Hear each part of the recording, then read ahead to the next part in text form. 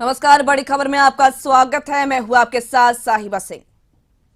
तो अब तक की बड़ी खबरों के साथ बुलेटिन की करते हैं शुरुआत। तो आज किसान संगठनों का राजभवन मार्च है। बता दें आपको कि 12 बजे से गांधी मैदान से राजभवन मार्च निकलेगा। कृषि बिल की वापसी और किसान आंदोलन के समर्थन में मार्च हो रहा है। किसान और बता दें कि किसान संगठन आज मार्च कर रहे हैं और एक मार्च को भाकपा, माले और वाम दलों के साथ राजद ने भी समर्थन दिया है। तो खबर पटना से, जहां पर बिहार में किसान संगठन का आज राजभवन मार्च है। कृषि कानून के खिलाफ किसान संगठन का राजभवन मार्च और गांधी मैदान से निकलेगा राजभवन मार्च। आपको बता दें कि दोपहर 12 बजे राजभवन मार्च निकाला जाएगा। नए कृषि बिल की वापसी और किसान आंदोलन के समर्थन में ये राजभवन मार्च निकाला जाएगा। तो पटना से खबर, जहां पर बता दें आपको कि कृषि संगठन का आज राजभवन मार्च है और गांधी मैदान से राजभवन मार्च निकलेगा और 12 बजे, दोपहर 12 बजे, दिन के 12 बजे आज राजभवन मार्च निकलेगा। नए कृषि बिल की वापसी और किसान आंदोलन के समर्थन में ये राजभवन मार्च होगा। तो पटना से खबर, जहां पर किसान संगठनों का आज राजभवन मार्च और 12 बजे गांधी मैदान से निकलेगा राजभवन मार्च। कृषि बिल की वापसी और किसान आंदोलन के समर्थन में ये मार्च हो रहा है और बता दें आपको कि इस नए कृषि बिल की वापसी और किसान आंदोलन के समर्थन में बिहार के किसान संगठन आज राजभवन मार्च करेंगे और ये राजभवन मार्च गांधी मैदान से इसकी शुरुआत होगी। तो ऐतिहासिक गांधी मैदान एक बार फिर से गवाह बनेगा और साथ ही बता दें आपको कि वहां से राजभवन मार्च निकलेगा और किसान संगठन द्वारा ये राजभवन मार्च निकाला जाएगा। नए कृषि बिल की वापसी और किसान आंदोलन के समर्थन में राजभवन मार्च। तो पटना से खबर, जहां पर बता दें आपको कि किसान संगठनों का आज राजभवन मार्च और गांधी मैदान से राजभवन मार्च निकाला जाएगा। साथ ही जानकारी दे दें कि नए कृषि बिल की वापसी और किसान आंदोलन के समर्थन में मार्च हो रहा है। तो सीधा हम चलते हैं अपने संवाददाता मरगूब आलम के पास, इस वक्त हमारे साथ जुड़े हुए हैं। मरगूब, जानना चाहेंगे, किसान संगठनों का राजभवन मार्च है, गांधी मैदान से किसान संगठन राजभवन मार्च करेंगे।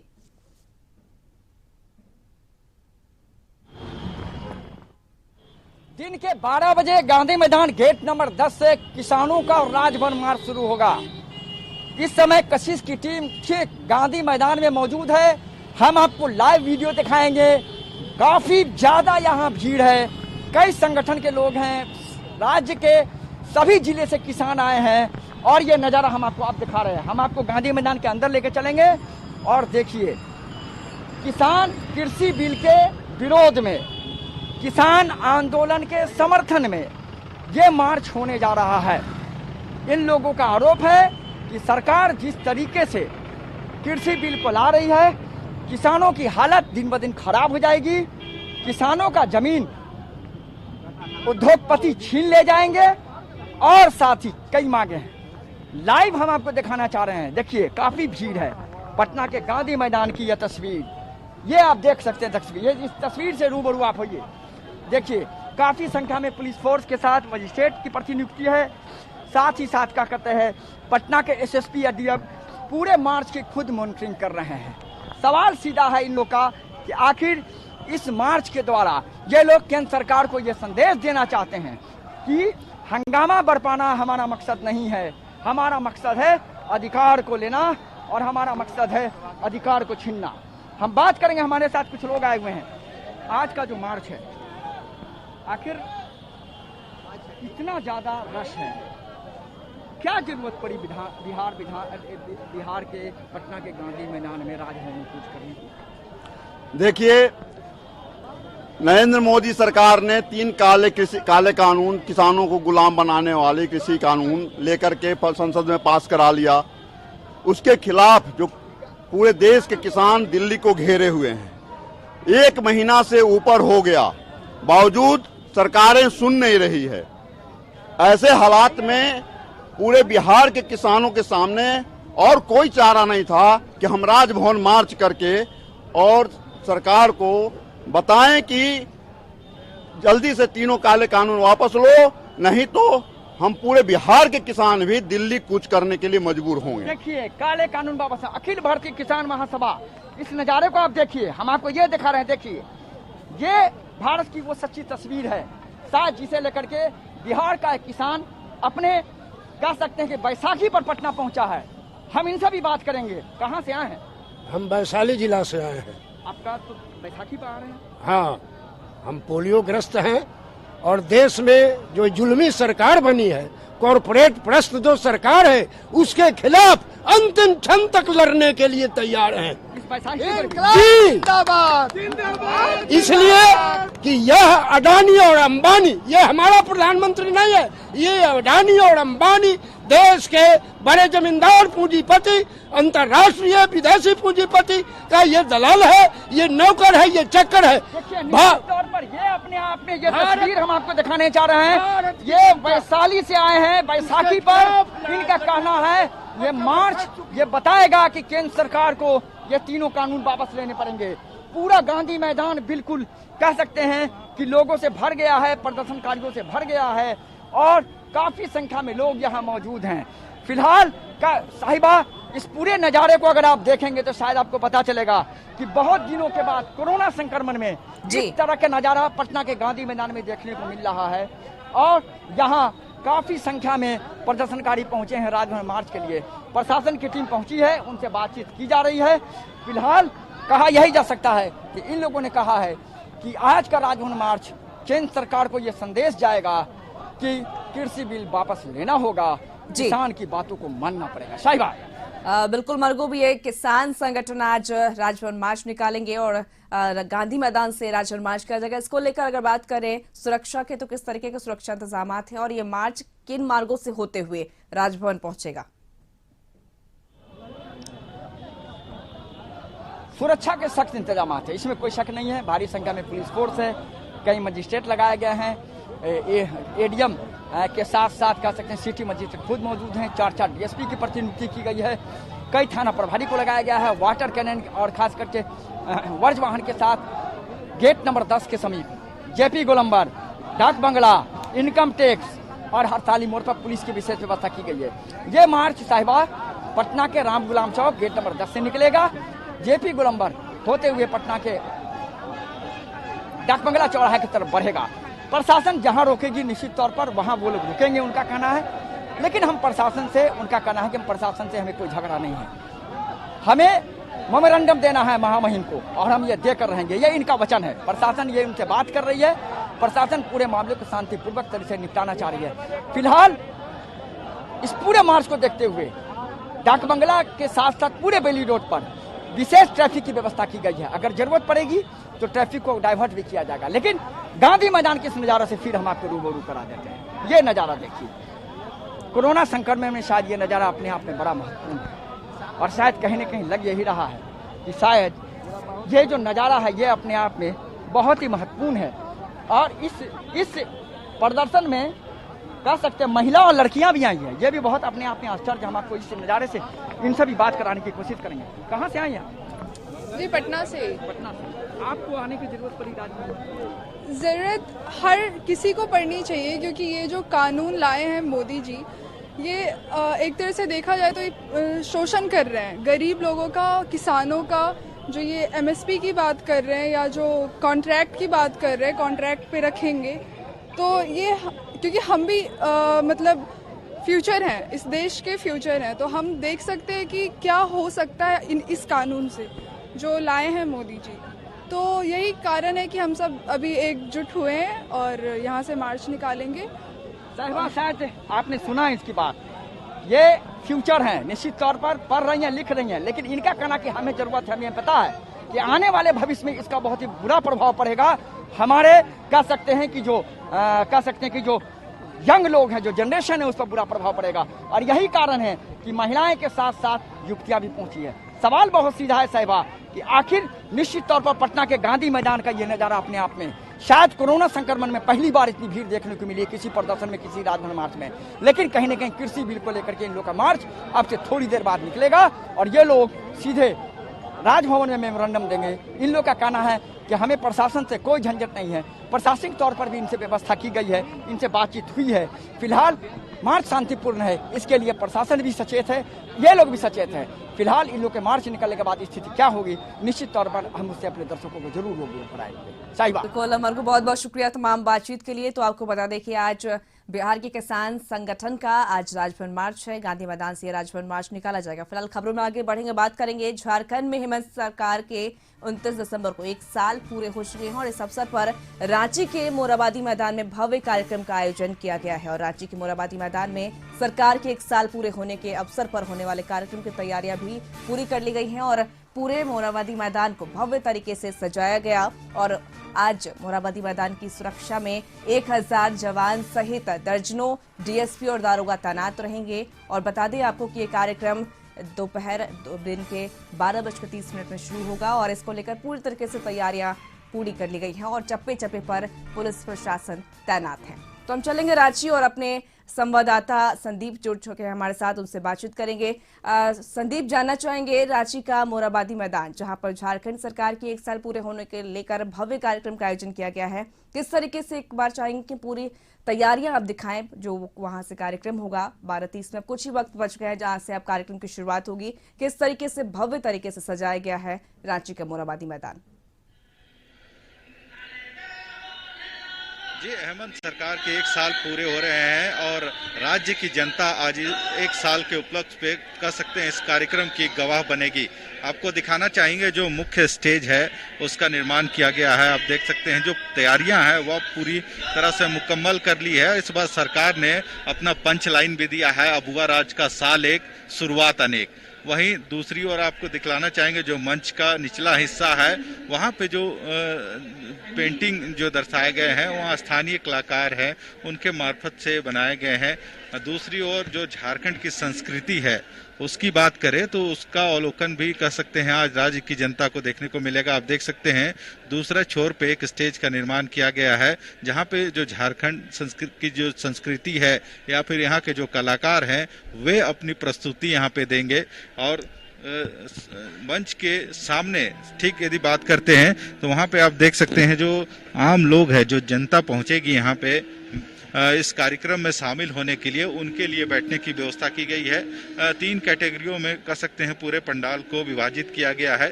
सबसे सामने में वीआईपीज जो बैठेंगे, उसके बाद प्रेस मीडिया के लिए जगह दी गई है, उसके बाद जो आम लोग हैं जो कह सकते हैं राज्य के विभिन्न जिले से पहुंचे हैं वे पहुंचेंगे। और एक रो उन लाभुकों के लिए है जो इस कार्यक्रम में वे भी सम्मिलित होंगे और आज उन्हें कहीं ना कहीं जो सरकार की ओर से जो परिसंपत्ति का वितरण होना है उसमें जो लोग शामिल होंगे उसके लिए। तो आप देख सकते हैं जो राज्य की जनता भी है या फिर जो राज्य के लोग हैं इस कार्यक्रम में जो शामिल होने वाले हैं वे पहुंच गए हैं और 12:30 बजे से कह सकते हैं कार्यक्रम की विधिवत शुरुआत होगी और लगभग 2 घंटे तक यानी 2:30 बजे तक यह कार्यक्रम चलना है, जिसमें आज कई कह सकते हैं जैसे नगर निगम के नए भवन का उद्घाटन होना है, दर्जनों ऐसे योजनाएं हैं जिसका शिलान्यास मुख्यमंत्री करेंगे।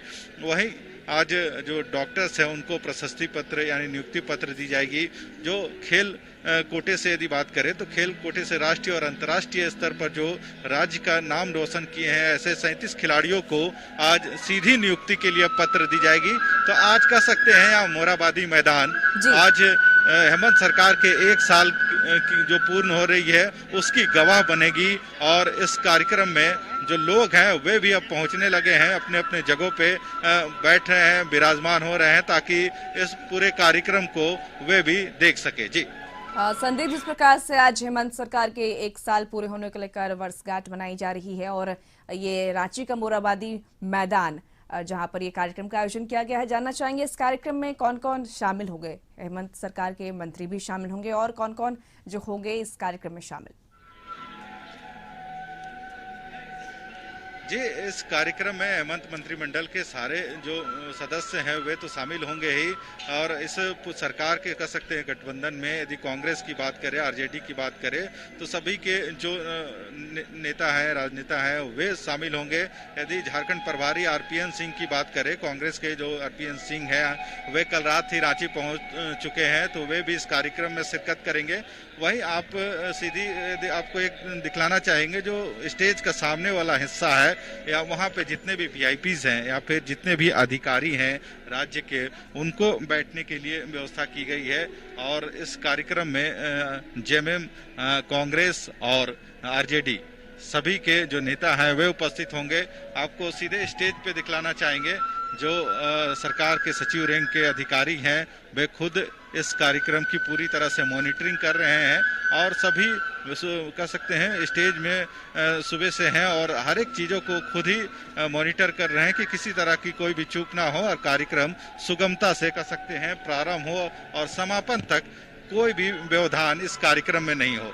राज्य के कह सकते हैं जो आला पुलिस विभाग के सबसे बड़े अधिकारी डीजीपी हैं वे भी कार्यक्रम स्थल पर पहुंच चुके हैं और धीरे धीरे कह सकते हैं जितने लोग हैं अब पहुंच रहे हैं इस कार्यक्रम में, क्योंकि 12:30 बजे का समय रखा गया है और 12:30 में इस कार्यक्रम का उद्घाटन विधिवत तरीके से मुख्यमंत्री दीप प्रज्वलित करके करेंगे और जो आम जनता है उनके लिए यहाँ जो झारखंड की जो संस्कृति है आप देख रहे हैं पीछे में जो उनके लिए एक अलग से स्टेज बनाया गया है, वे यहाँ की जो संस्कृति है उसको अपने कह सकते हैं बांसुरी की आवाज या जो नगाड़े की थाप है उसके मार्फत लोगों तक पहुंचा रहे हैं। जी बिल्कुल संदीप, बहुत बहुत शुक्रिया तमाम जानकारी के लिए। तो आपको बता दें कि रांची का मोरहाबादी मैदान पूरी तरह से तैयार है, जहां पर झारखंड सरकार के 1 साल के वर्षगांठ को मनाने को लेकर पूरी तरीके से मोरहाबादी मैदान तैयार हो चुका है और कहें कि पूरी तरीके से पारंपरिक चीजों का इस्तेमाल किया गया है। जहां पर बात करें झारखंड की, तो झारखंड की जो परंपरा है ढोल नगाड़े और थाप, इसकी भी जो धुन है वो सुनाई दे रही है और पूरी तरीके से चप्पे चप्पे पर सुरक्षा के भी इंतजाम है। अब से थोड़ी ही देर में 12:30 पर कार्यक्रम की शुरुआत होगी। फिलहाल यहाँ रुकेंगे छोटे से ब्रेक के लिए, जल्द लौटेंगे।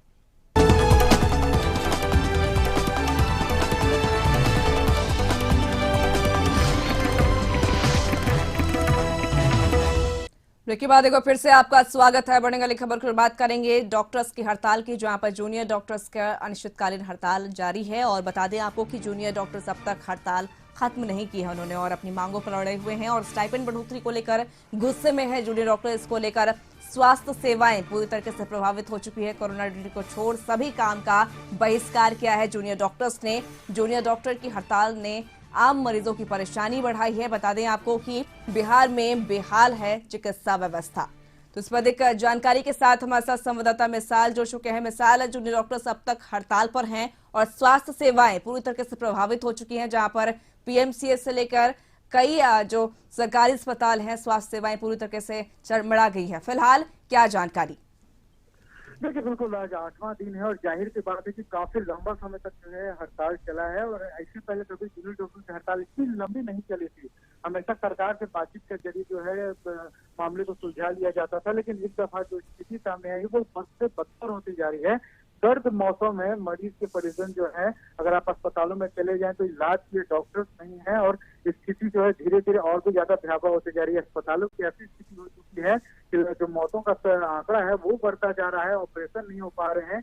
कोई भी मरीज जो है सीरियस आता है तो उसके लिए हालांकि सीनियर डॉक्टर हैं, लेकिन सीनियर डॉक्टर के बदौलत जो है ये अस्पताल की व्यवस्था को नहीं संभाला जा सकता और यही वजह है कि सूबे के सबसे बड़े अस्पताल पीएमसीएच की हालत और भी ज्यादा खराब होती जा रही है, क्योंकि जूनियर डॉक्टर अपनी मांग पे अड़े हुए हैं और इस पूरे मामले पे अभी तक सरकार ने जूनियर डॉक्टर के लिए उसके साथ जो है वार्ता के लिए कोई भी पहल नहीं की गई है। ऊपर से जूनियर डॉक्टर को जो है चेतावनी दी गई है कि अगर वो जल्द से जल्द काम पे नहीं लौटे तो उनसे कड़ी से कड़ी कार्रवाई की जाएगी। और ये एक खबर और भी सामने आई कि जिस तरीके से मीडिया वाले जो हम तमाम जो लोग हैं वो लोग जो खबरें दिखा रहे थे उनको खबरें दिखाने पर जो है रोक लगा दी गई है। बाकायदा अस्पतालों में पोस्टर्स लगाए गए हैं, सूचना पट लगाए गए हैं, यहाँ पे किसी भी तरीके की फोटोग्राफी मनाई है। तो कहीं ना कहीं मीडिया के भी हाथ बांधने की कोशिश की गई है गवर्नमेंट की तरफ से, ताकि वो जो स्थितियां अस्पताल में है, जो मरीज करा रहे हैं, जो परेशानी में उनकी तस्वीरें जो है लोगों तक जनता के सामने ना पहुंच सके। तो ये भी एक अजीब सा फैसला है स्वास्थ्य विभाग की तरफ से। इस पूरे मामले पर स्वास्थ्य मंत्री मंगल पांडे ने जो बहुत बहुत शुक्रिया तमाम जानकारी के लिए मिसाल। तो आपको याद है कि जूनियर डॉक्टर्स का अनिश्चितकालीन हड़ताल जारी है। इसको लेकर स्वास्थ्य सेवाएं पूरी तरह से प्रभावित हो चुकी हैं और जूनियर डॉक्टरों की जो मांग है स्टाइपेंड की बढ़ोतरी को लेकर अब तक इस पर कोई भी बातचीत नहीं बन पाई है।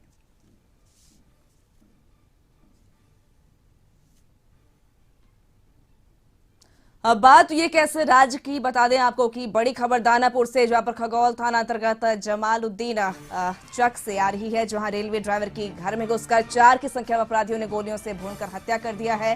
पिता को बचाने के लिए गए उसके बेटे को भी गोली मारकर घायल कर दिया है, जिसका इलाज दानापुर के सगुना मोड़ स्थित निजी अस्पताल में चल रहा है। घटना जमीनी विवाद का बताया जाता है, जिसमें जमालुद्दीन चक के रहने वाले सत्येंद्र कुमार सिंह की हत्या कर दिया गया है और घटना में उसके बेटे भी घायल हो गए हैं। बता दें आपको कि देर शाम 4 की संख्या में अपराधी घर में घुसे और इसके बाद जमालुद्दीन की बता दें कि हत्या कर दी और अपराधियों ने गोलियों से भून दिया है। साथ ही बता दें कि घर में घुसकर 4 की संख्या में अपराधियों ने गोलियां चलाई और फिलहाल एक की हत्या हुई है और एक घायल बताया जा रहा है।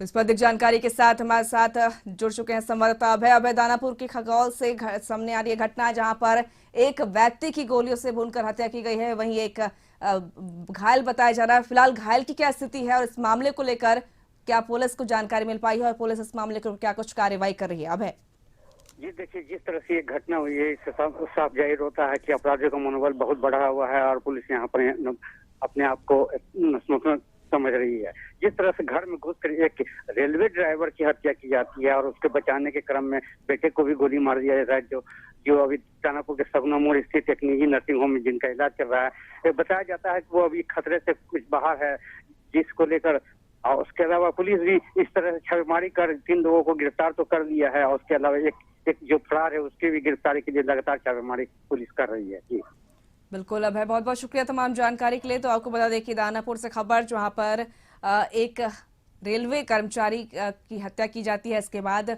उसे बचाने आए उसके बेटे की भी गोलियों से भून दिया जाता है। फिलहाल घायल बताया जा रहा है बेटा और उसका इलाज चल रहा है। फिलहाल खबरों में आगे बढ़ेंगे, बात करेंगे मधेपुरा की। मधेपुरा जिले के उदा किस्नूगंज में अपराधी बेलगाम शाम ढलते ही गोलियां चलाते हैं और बता दें आपको कि सोमवार की शाम ढलते ही अपराधियों ने एक युवक को सर में गोली मारी, मौके पर उसकी मौत हुई है। बताया जाता है कि उदा किस्नू के सोनबरसा गांव के वार्ड नंबर 2 निवासी संजय प्रसाद यादव के पुत्र अमित कुमार की बता दें कि बेलगाम अपराधियों ने गोली चलाई और मौके पर ही गोली चलाई गई और मौके पर ही उसकी मौत हो गई। तो अपराधियों का मनोबल काफी बढ़ गया है। बता दें आपको सूबे में लगातार हत्याओं का सिलसिला जारी है और एक बार फिर से मधेपुरा से खबर, जहां पर युवक पर गोली चलाई गई और मौके पर ही युवक की मौत हो गई है।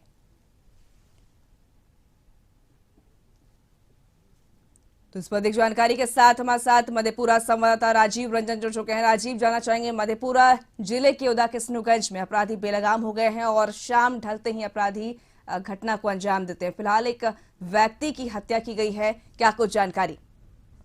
जी मैम, लगातार बिहारी उदा किस्नूगंज थाना क्षेत्र में हत्याओं का दौर चालू है। अभी तक एक भी अपराधी को पुलिस पदाधिकारी गिरफ्तार करके सलाखों के भीतर नहीं पहुंचा पाई है। 2 दिन पहले भी हत्या हुई थी देर शाम, आज भी देर शाम रात में भी हत्या हुई है। एक दुकान में वो मैनेजर का काम करते थे, साइकिल से वो घर लौटने के दौरान हरेली सोनबरसा के पास घात लगाए अपराधियों ने उन्हें गोली मार करके हत्या कर दी। हत्या के बाद राहगीरों के द्वारा उन्हें उदा किस्नूगंज के पीएचसी में भर्ती कराया गया, जहां पर उनकी मौत हो गई। उसके बाद परिजन उसकी लाश को लेकर के उदा किस्नूगंज रोड पर रख करके जाम कर दिया और लगातार प्रशासन से मांग कर रहे थे जो कि इनकी जो हत्या किया उसकी गिरफ्तारी अविलंब हो। लेकिन 3 घंटे के बाद वहां पुलिस प्रशासन के आला कमान और एसडीएम साहब पहुंच करके उन्होंने आश्वासन दिया जो अपराधी इस तरह की जघन्य हत्या की है उसकी गिरफ्तारी फौरन होगी। उसके बाद जाम को हटा दिया गया।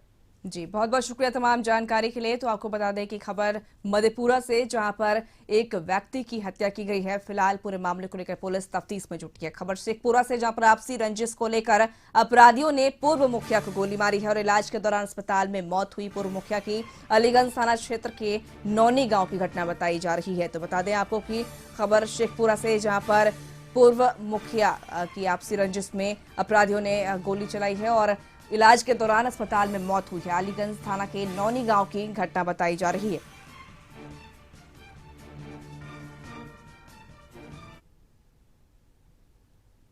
वही बात करें जमुई की। जमुई में पूर्व मुखिया निरंजन सिंह की अपराधियों ने हत्या की है। आपको बता दें कि काफी संख्या में गोलीबारी की सूचना मिली है और अलीगंज प्रखंड के कोल्हान पंचायत की घटना बताई जा रही है। तो जमुई से खबर जहां पर पूर्व मुखिया निरंजन सिंह की अपराधियों ने हत्या की। काफी संख्या में गोलीबारी की सूचना मिली है। जदयू नेता ललन सिंह के करीबी बताए जा रहे हैं। पूर्व मुखिया अलीगंज प्रखंड के कोल्हान पंचायत की घटना बताई जा रही है। तो जमुई में भी पूर्व मुखिया की हत्या की गई है। और साथ ही बता दें कि अलीगंज प्रखंड के कोल्हान पंचायत की घटना, जहां पर लगातार सूबे में हत्याओं का दौर चल रहा है और अपराधी बेलगाम हो चुके हैं। तो बता दें आपको कि जमुई में पूर्व मुखिया निरंजन सिंह की अपराधियों ने हत्या की और इलाज के दौरान मुखिया की मौत हुई। अलीगंज प्रखंड के कोल्हान पंचायत की घटना बताई जा रही है। तो जमुई में पूर्व मुखिया निरंजन सिंह की अपराधियों ने हत्या की। काफी संख्या में गोलीबारी की सूचना मिली है। जदयू नेता ललन सिंह के करीबी बताए जा रहे हैं। पूर्व मुखिया निरंजन सिंह अलीगंज प्रखंड के कोल्हान पंचायत की घटना बताई जा रही है। तो लगातार सूबे में आपराधिक घटनाएं बढ़ती जा रही है। हत्या, लूट के कई मामले सामने आ रहे हैं और इसी सिलसिले में जमुई से भी एक खबर, जहां पर पूर्व मुखिया निरंजन सिंह की अपराधियों ने हत्या की है। अलीगंज प्रखंड के कोल्हान पंचायत की घटना बताई जा रही है। फिलहाल पूरे मामले को लेकर पुलिस तफ्तीश में जुटी है।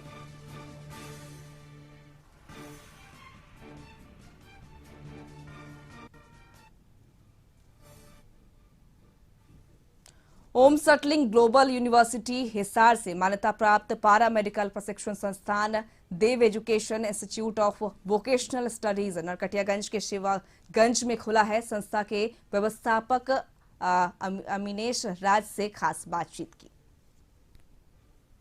पहुंचे हुए हैं टिप्स पारा मेडिकल, यहाँ पर नरकटियागंज में जो है खुला हुआ है। आइए हम लोग बात करते हैं यहाँ के जो व्यवस्थापक हैं अमितेश राज। अमितेश राज जी, कशिश न्यूज के कार्यक्रम में आपका स्वागत है। और ये जो आपसे कुछ हमारे सवाल होंगे, इस शहर में संस्थान ने कॉलेज खोलने का निर्णय क्यों लिया? देखिए, सबसे पहले तो मैं बहुत बहुत धन्यवाद करना चाहूँगा कशिश न्यूज़ की पूरी टीम का, जिन्होंने अपने कीमती वक्त निकाल करके हमारे पैरामेडिकल संस्थान के ऊपर में ध्यान दिया है। देखिए, इस शहर में हमने ये कॉलेज इसलिए खोलने की निर्णय लिया है क्योंकि पश्चिमी चंपारण जिले के अंदर में नरकटियागंज शहर की अपनी एक खास भूमिका है। यह एकमात्र ऐसा जगह है जहाँ से हम बैठ करके तराई के छात्रों तक भी अपनी सुविधा पहुँचा सकते हैं और साथ ही साथ नेपाल के भी जो बच्चे हैं उनको भी हम पैरामेडिकल की ट्रेनिंग दे सकते हैं। मेरा दूसरा सवाल होगा, पिछड़े वर्ग एवं निर्धन छात्रों के लिए क्या योजनाएं हैं आपकी संस्था में? देखिए, पिछड़े वर्ग और निर्धन वर्ग के जो छात्र हैं उनको मैं आमंत्रित करना चाहूँगा अपने कॉलेज में, और उनको मैं ये कहना चाहूँगा कि आप बिना फीस की चिंता किए बगैर हमारे यहाँ आकर के पैरामेडिकल की ट्रेनिंग ले सकते हैं, क्योंकि कॉलेज ने और यूनिवर्सिटी ने संयुक्त रूप से फीस के अंदर में एक भारी छूट जो है वो पिछड़े वर्ग के बच्चों को और निर्धन वर्ग के छात्रों के लिए रखी है। तो बिना फीस की चिंता किए बगैर आप आइए और यहाँ आकर के ट्रेनिंग लीजिए।